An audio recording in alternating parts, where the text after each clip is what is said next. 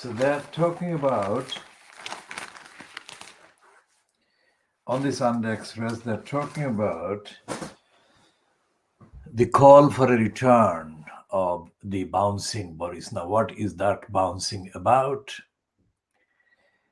And this is the kind of promotion that somehow has mysteriously surfaced for Johnson throughout the last 30 years, despite the fact that the list of his admitted lying and deception and his abuse of position as the kind of holder in the name of the people of London, of the corrupt post of mayor of London, all of these are documented and all of these are in the public domain. And everything about Johnson is about that he has not kind of behaved in the way that he should behave in the post. And the fact that he has not behaved accordingly in the sense of his being in post as the mayor of London in the name of London, so-called, and there are inquiries, investigations, and all the rest of it continuing. And he's very publicly reported dubious kind of appearances as guest of so-called kind of foreign billionaires.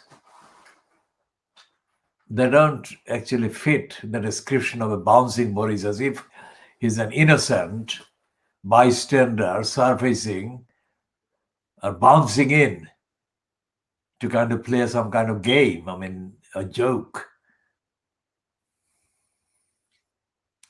The fact that Boris Johnson was allowed to do the things that he did, abusing his position as mayor of London in the name of the people's kind of mayor in the name of the people of London, let's say, illustrates the kind of criminality built in to the post of elected mayor. Which is why, despite the fact that Ken Livingstone was widely discredited for his role as the holder of the post of the kind of mayor in the name of, at the expense of the people of London, at the expense of democracy, the fact that he was exposed as having abused his position and given license de facto to his cronies to abuse the position and cost the public of London still uncounted damages, financial losses, and the rest of it. That Livingstone did all of that and was not held to account, that he was not prosecuted, and he's told there is no word that anyone is thinking of prosecuting Ken Livingstone now. He was ousted by Johnson in 2008. So it's 12 years since Livingstone was ousted from the post of mayor at the expense of the people of London. And there has been no inquiries about prosecuting and no inquiries about his abuse of resources, abuse of the power and whatever. And the same applies to Johnson abusing his position from 2008 until 2016. He served also, he was in post for 2 terms as well. And whatever they say, including the likes of Len Duval of the Labour side on the kind of London Assembly that they are inquiring into his abuse of the position in relation to Jennifer Arcuri, whom he gave money, public money, and he also lied about the fact that he had a relationship with her. As Tom Bauer has kind of made public in his book. So the fact that there is no real kind of prosecution or holding to account of either Ken Livingstone Livingston or Boris Johnson, despite all the publicly kind of published reports about their abuses, shows that this is a built-in corruption system. The post of mayor is a post that has been created to allow the incumbent or the post holder to be corrupt. And if they are corrupt, then there is no kind of accounting, holding them to account for that corruption. That surely is not democracy, and that cannot be for the benefit of democracy or the people of the kind of constituency, if you like. For the mayor in the name of London, it's the constituency, the all of Greater London. And for mayor in the name of any borough, like Tower Hamlets, is the constituency, is the borough itself. And although Lutfur Rahman was repeatedly mentioned as having been a corrupt mayor or corrupt kind of abuser of his post, Lutfur Rahman has not been prosecuted. So it's a built-in corrupt kind of post. And it follows that Biggs has abused his position, has been abusing his position, and he has not been prosecuted for any of the abuses. And there is not a single word about prosecuting Biggs for his abuses and bribery and corruption and lying. So these are examples that justify the demand that this post should be scrapped. Now, the evidence is representative. The evidence that I'm going to mention in summary is actually representative of the behavior of John Biggs. Now, I took in good faith his word to make an appointment with him to discuss all the then outstanding serious issues created by the corruption and the lying and the dishonesty of Tower Hamlets Council employees concerned.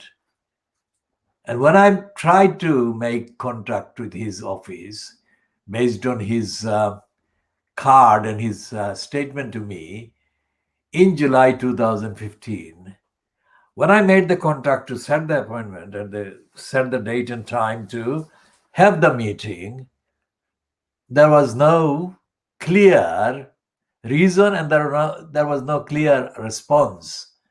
So it was Biggs lying and Biggs's kind of tactics of lying that sabotaged that meeting. So I tried to talk to him several times at the end of meetings that he had attended at Mulberry Place. And every time I tried to talk to him, the liar, John Biggs, lied and shifted away, shuffled away. So I did that about 20 times or maybe more. I don't know how many times I actually physically tried to stop him, not physically stop him by touching him, but physically communicated to him kind of from a distance of about 2 years or something. And every time I tried to do that, he either denied or he kind of said that he didn't understand what I was saying. Remember what I said about David Hargreaves? anyone who has watched the programs that I discussed David Hargreaves in will remember what I meant by David Hargreaves.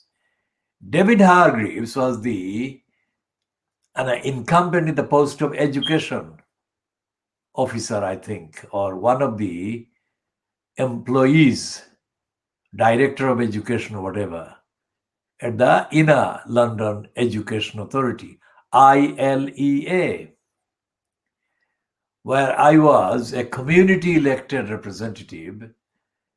And as such, I was a member of several of the ILEA, Inner London Education Authorities committees, one of which was, of course, in that context, in the ILEA's context, the most influential and powerful schools committee or schools subcommittee. Although it is called subcommittee, its influence and remit was wider than the influence and remit of many of the London councils, Inner London councils, full committees, because the number of kind of schools affected by the decisions of the schools committee were across 10 boroughs. So it's a huge kind of impact and influence and remit. And David Hargreaves was in post as a kind of education expert or something in the ILEA. And as a member, I mean, I had claim over his kind of loyalty or respect.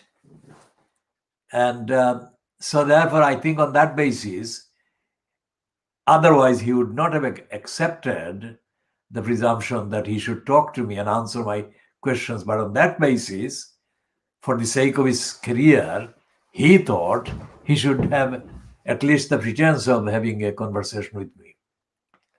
After speaking to him about the various kind of devices used by racists and liars and fakers to perpetuate the racism and the lying and the fakery. Now, this was happening in the 1980s. Remember, that was just before the actual scrapping of the Inner London Education Authority, which happened during the late 1980s as part of the abolition of the Greater London Council by Margaret Thatcher, who was the Prime Minister at the time, and who had decided to scrap the Greater London Council because it was controlled by the likes of Ken Still Livingstone. And the Inner London Education Authority, although it was the most powerful education kind of bureaucracy in Western Europe at the time, it was technically, in bureaucratic term, a part of the Greater London Council. So it was the Greater London Council's education committee, let's say.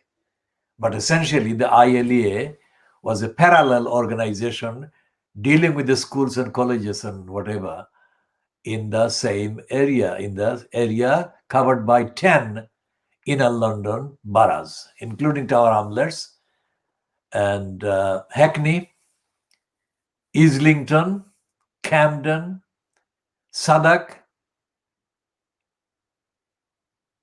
Lambeth,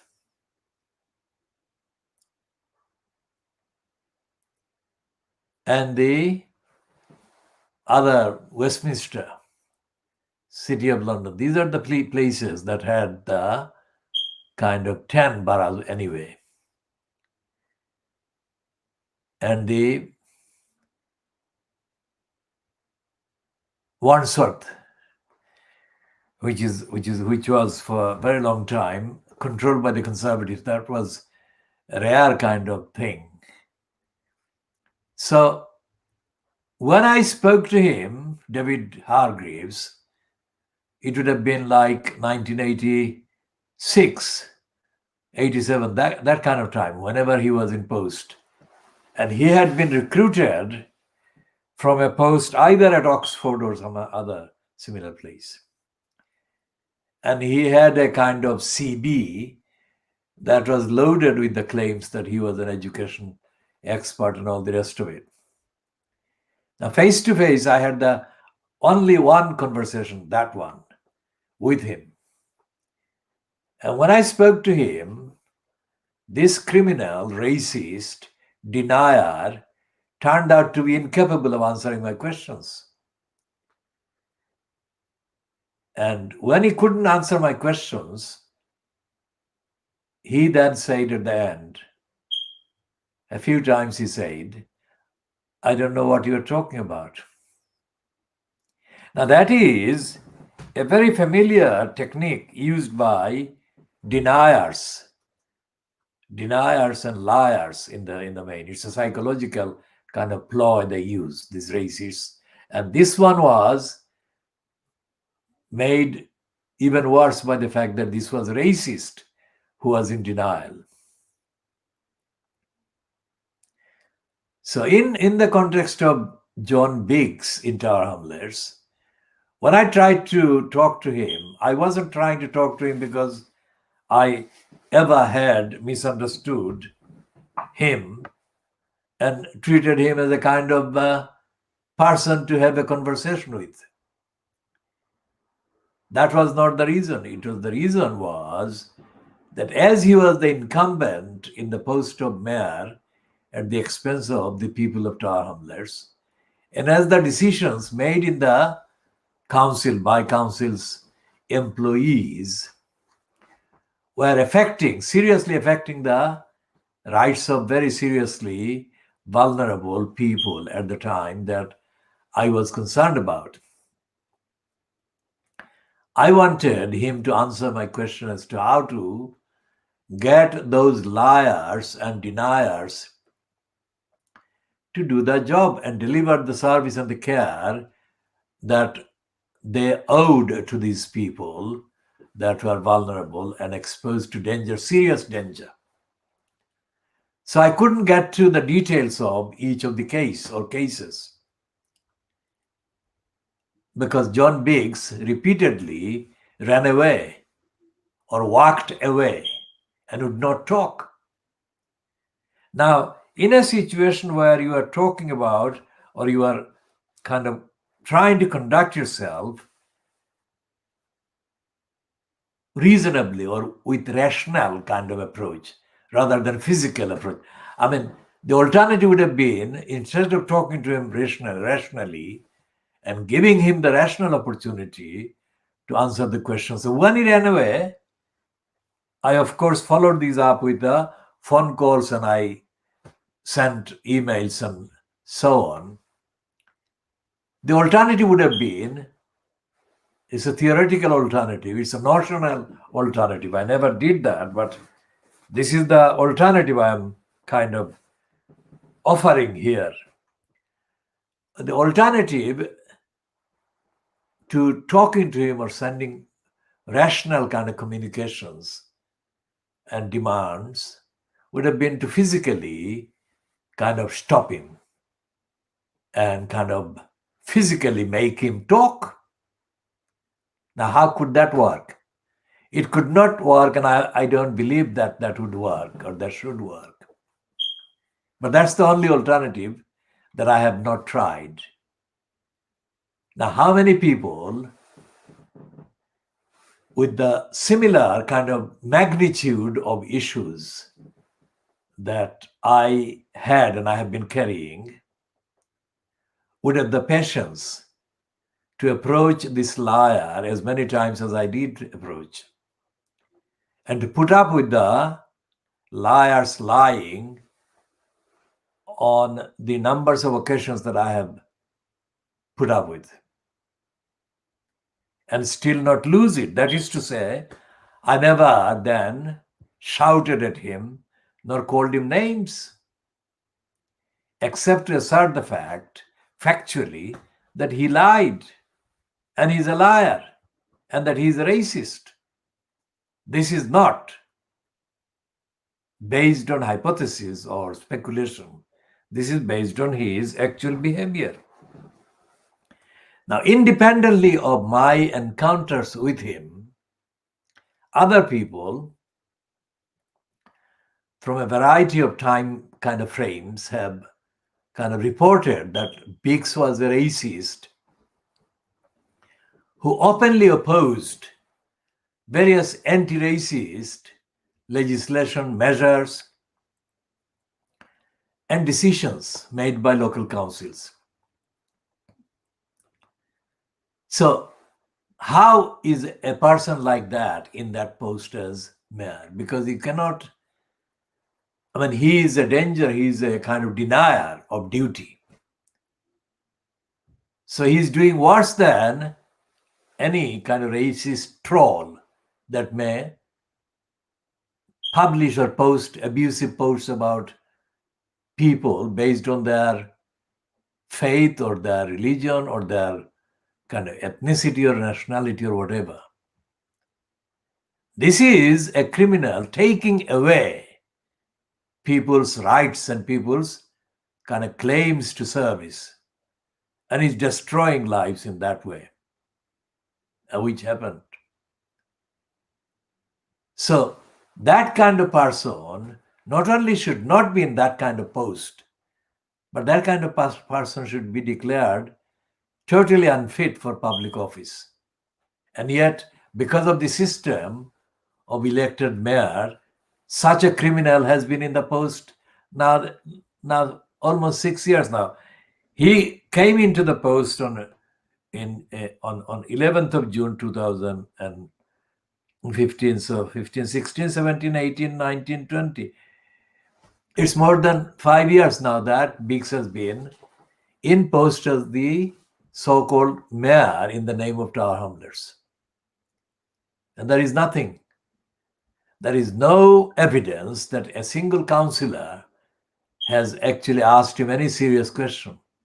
And there is no councillor on council now on Tower Hamlets Council who has the intellectual ability or the moral ability or willingness to ask Biggs any questions whatsoever.